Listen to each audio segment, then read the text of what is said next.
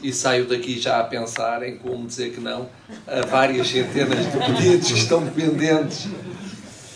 Ainda bem que me chamou a atenção para esse facto. Saio mais forte no não. Cumprimento os membros da mesa, alguns dos quais são amigos há muito tempo. O Carlos Veiga, fomos colegas desde o primeiro ano da faculdade e, portanto, vivemos em conjunto aquele tempo inesquecível que foi de viragem no país, de viragem na universidade, de viragem no ensino de Direito. Ele já tinha as qualidades que depois veio a revelar. Amigo também, o meu vizinho do lado, irreverente Mário Silva. Esse acabou por ser meu aluno, contra a minha vontade, eu não sabia como é que havia. Eu ainda por cima trato muito mal filhos de amigos ou amigos, portanto, estraguei a média do meu irmão Pedro de licenciatura e só soube disso 10 anos mais tarde.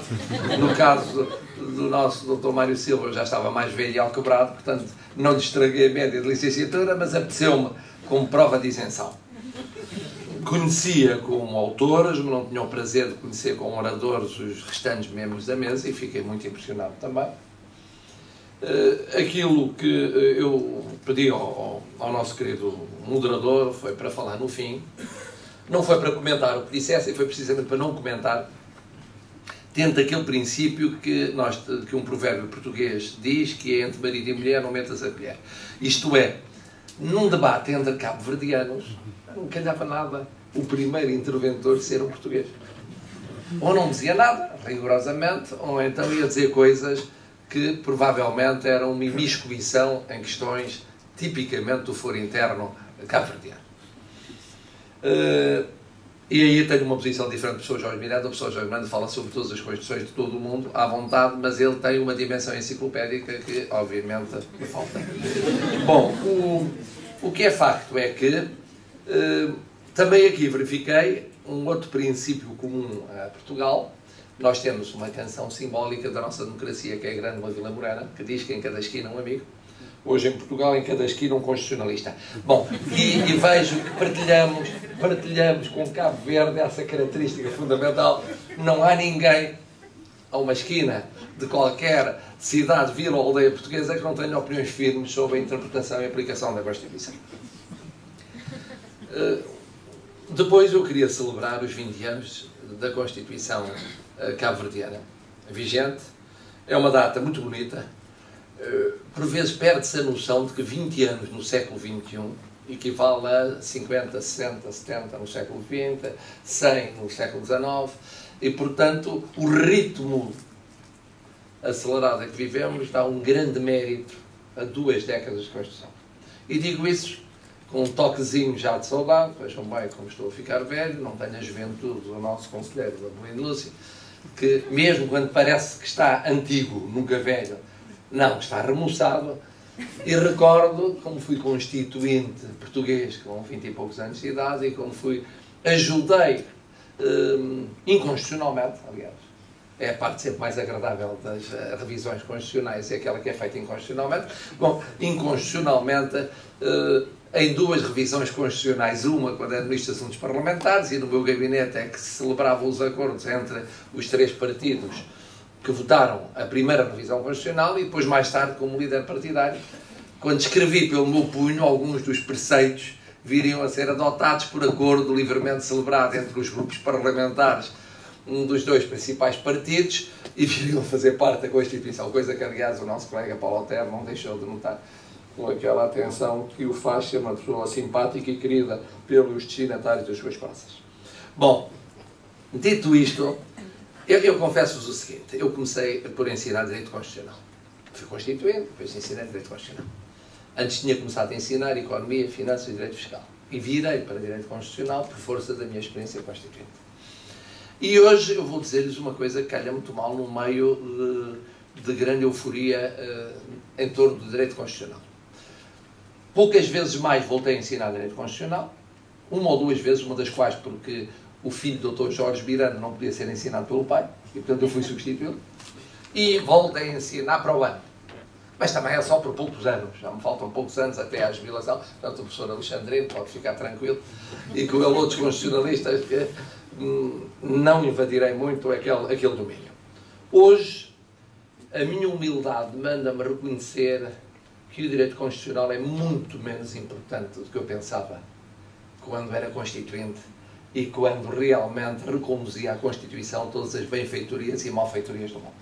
É uma tendência muito portuguesa haver uma questão constitucional pendente desde o século XIX, atravessou o século XX e continua no século XXI. Não há nada que se não imputa à Constituição, para dizer que é magnífica, e deve ser o travão de todas as malfeitorias, ou que é péssima porque é responsável por várias das malfeitorias. Eu tenho hoje uma posição muito mais humilde. Entendo que essas benfeitorias ou malfeitorias estão no plano infraconstitucional, mas dá muito jeito atribuí-las à Constituição. A segunda nota é esta. Também dá muitas vezes jeito transformar a Constituição em arma de arremesso. Porque ela não pode agradar a 100% a todos os cidadãos e, portanto, naquela parte em que não agrada, cá temos como Constituição, independentemente das polémicas académicas, pode ser convertida numa arma de arremesso. E a terceira observação é a seguinte, é que não há soluções universais em matéria constitucional. Não há. O direito comparado é muito interessante, mas é direito comparado. É um instrumento ao lado de outros instrumentos, ao lado da história constitucional, ao lado do contexto social, do contexto económico, da realidade política, da realidade cultural. É um instrumento. Portanto, a ideia de que é possível converter aquilo que é muitas vezes uma classificação ou uma qualificação muito aleatória, pertence à família assim, pertence ao sistema assado, e querer à força encaixar num determinado Estado, numa determinada vontade, como dizia muito bem o nosso moderador, que é a vontade popular, em última análise, aquilo que é importação alheia, é um erro que eu já cometi, quando era um bocadinho mais novo, e depois cheguei à conclusão que não valia a pena. E às vezes inventa-se, por exemplo, na Constituição Portuguesa, inventou-se, tinha havido influência da Constituição Francesa de 1958, de algumas soluções quanto ao estatuto, quanto ao sistema de governo. Eu estava constituinte, estava na comissão que tratou dessa matéria, estive em todos os debates, nunca ninguém se lembrou, nem o professor Jorge Miranda, que todos os dias trazia mais um projeto para um artigo, ou 10, ou 20, ou 100, naquele, como noutros domínios, de falar na Constituição de 58. Então, dito isto, as qualificações são sempre aleatórias e em relação às qualificações de sistemas de governo, cada um faz aquela que lhes aprovém. Houve a moda dos semipresencialismos e então era tudo semipresencialismo. Eu entrei um bocadinho nessa moda, por influência de Maurice Duverger, e portanto nos anos 70 dava jeito para a Constituição Portuguesa e vamos para os semipresencialismos. Então havia semipresencialismos presencializantes, semipresencialismos parlamentarizantes, semipresencialismos oscilantes, oscilavam entre uma coisa e outra, ou mistos. Depois outros diziam, não, doutor Candido, doutor Vital Branco, não é nada disso, é um sistema parlamentar presencial ou presencial parlamentar, e discutia se era, se não era. Falando só da realidade portuguesa, nós já tivemos dois textos sobre esta matéria substancialmente diferentes, um antes de 82, outro depois de 82, mas tivemos 4 práticas muito mais diferentes com o mesmo texto constitucional. Isto é, desde 82, já tivemos práticas muito presencializantes, logo a seguir, com a formação de governos de iniciativa e presidencial. Já tivemos momentos de prática parlamentar, no sentido do centro estar no Parlamento. Já tivemos momentos de centro de poder no primeiro-ministro, que liderava a maioria, e a maioria monopartidária, ou, em caso excepcional, pluripartidária, mas com uma liderança muito forte, tinha o centro do poder efetivo no primeiro-ministro. E, portanto, já tivemos um pouco de tudo isto, e até tivemos fases, as tais fases oscilantes, que se assistiu realmente a um peso-contrapeso da componente presidencial e da componente parlamentar. E a própria definição de semipresidencialismo era muito discutível. Uma era simples, era a responsabilidade política do governo perante o Parlamento e eleição direta, ou pelo menos universal, porque a Finlândia não tinha direta, portanto era universal, mas não direta, só mais tarde passou a ser direta, do Presidente da República. Outra definição era a responsabilidade política simultânea do Governo perante o Presidente e perante o Parlamento. Outra era responsabilidade política perante um, mas institucional perante outro. Cada um cria a sua classificação, como é evidente. Isto para dizer que, por um lado, o sistema de partidos, que no caso português oscila sempre entre o multipartidário perfeito e imperfeito, com um partido dominante. E, por outro lado, os protagonistas têm um papel decisivo. E não há dois protagonistas iguais, não há dois presidentes da República iguais, não há dois primeiros-ministros iguais, não há mesma composição parlamentar, parece idêntica, mas não é exatamente a mesma, uma vez que os deputados não são, em muitos casos, os mesmos. Outra observação que tem a ver também com Portugal, tem a ver com o poder de dissolução. Em Portugal assistiu-se um fenómeno muito curioso, que é o seguinte: a partir de 82, houve a ideia de colocar num certo plano a admissão e no outro plano a dissolução. E então encontrou-se para a dissolução um regime mais fácil de exercício de poder pelo Presidente do que para a admissão, o que parece um contrassenso, porque a dissolução devia ser mais grave do que a admissão. A admissão devia ainda comportar a procura de soluções dentro da composição parlamentar existente. Mas não. A admissão só é possível no caso de haver, no fundo, uma situação de crise no regular funcionamento das instituições, enquanto que a dissolução não. Ainda por cima hoje, ouvido o Conceito de Estado, não há sequer vinculação, em termos de parecer, deste órgão. O que é que se passou? Passou-se este absurdo. Os presidentes saltaram por cima da admissão, que era incómoda, que tinham de demonstrar a tal crise no regular funcionamento das instituições, passaram a dissolver. E isso, que devia ser mais difícil de fazer e de fundamentação mais complexa, passou a ser, não o pão nosso de cada dia, mas muito mais fácil de concretizar do que a admissão. Há uma divergência em relação ao Primeiro-Ministro, sem questionar a maioria que está em funções. Em vez de se pedir a substituição do Primeiro-Ministro, não, dissolve-se o Parlamento. E a moda foi tão longe que, às tantas, os próprios começaram a utilizar isso como arma. E assistiu-se a um caso muito curioso, embora em pequenino, foi a nível da Madeira, em que acontece que é provocada por quem detém a maioria uma crise governativa para mudar a data das eleições. Isto é apenas para esse objetivo, antecipar a realização de eleições. Comunicando desde logo, ninguém aceita substituir aquele senhor. Ele próprio não aceita neste contexto. Quer eleições. Portanto, dê-se eleições a quem detém uma maioria estável, larga, ampla, relativamente incontestável. Portanto, quando há maiorias incontestáveis em democracia. Bom, dito isto sobre Portugal, eu ouvi atentamente o que os especialistas disseram cá perto. Quem sou eu para comentar o que eles disseram? Eu apenas registrei, com alegria, dois factos que eles sublinharam. O primeiro foi o de que ninguém, para já, veio dizer que o sistema partidário estava na iminência de uma mudança.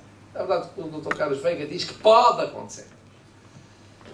E lá, o que pode haver de alternativa é a diferença entre bipartidarismo perfeito ou imperfeito. Apesar de tudo, coisa menos complexa do que o multipartidarismo perfeito ou imperfeito em Portugal.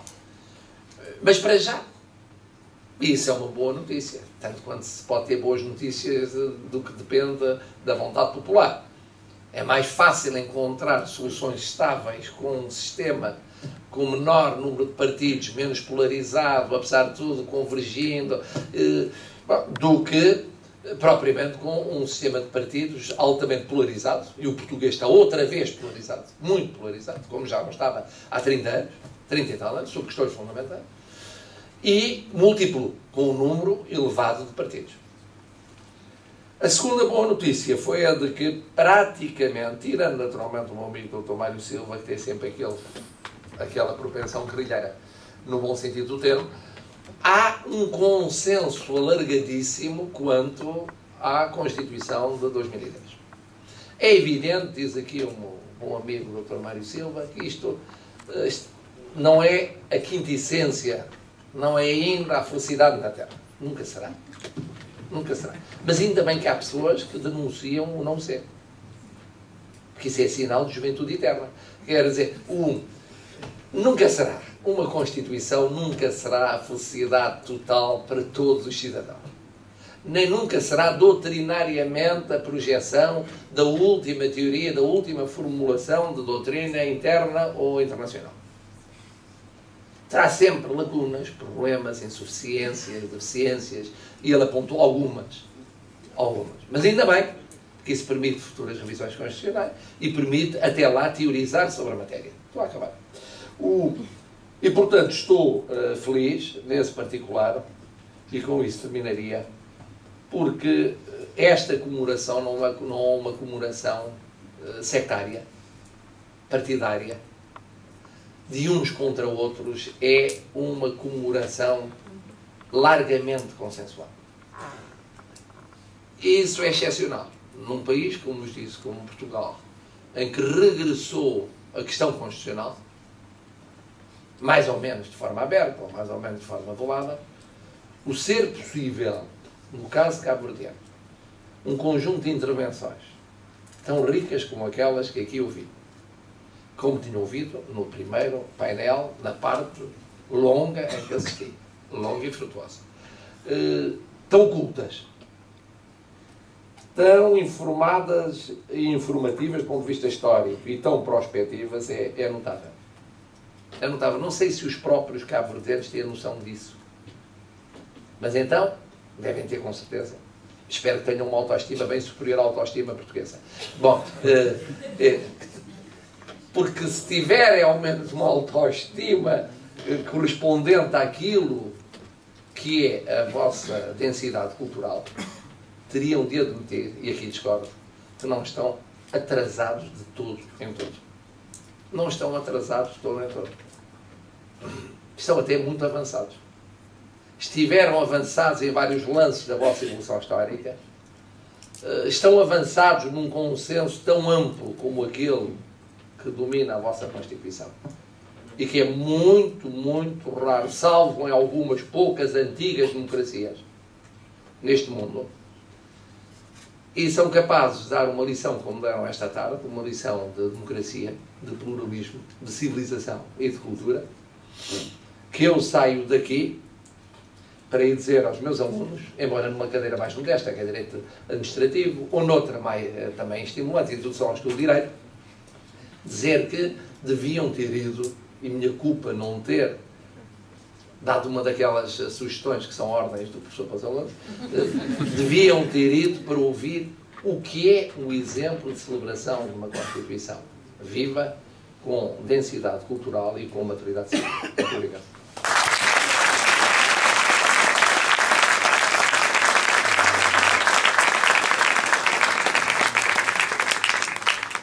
Obrigado.